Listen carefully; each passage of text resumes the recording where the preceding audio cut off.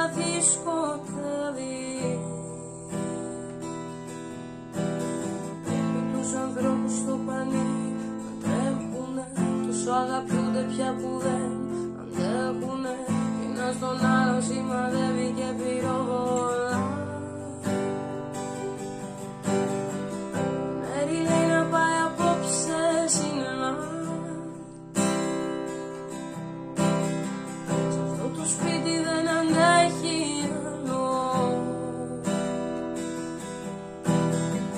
Αυτοί οι τύχοι της πλακώνουν την καρδιά. Ένα χώρο κάπως πιο μεγάλο.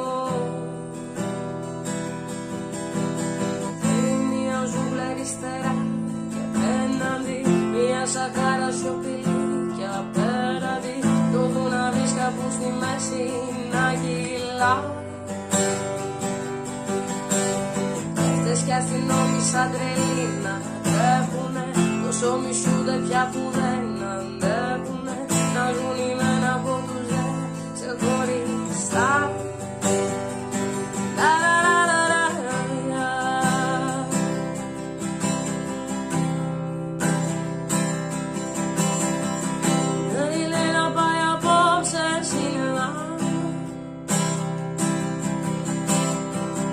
Να την κάνει την παλιά ζωή της. Στείλε μήνυμα για απόψε στις 9. Σε μια σκηνή να σκοτωθώ μαζί της. Λέει πως θα είμαστε καταζητούμενοι, ερωτευμένοι και πολύ χαρούμενοι.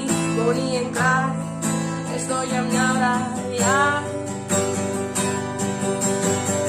Έτσι πια θα ζήσουμε κι εμείς στο ρίσκο μας, στην Πατησίων και στο Σαν Φρανσίσκο μας. Γράφουν πολύ σχεδόν τα περίπου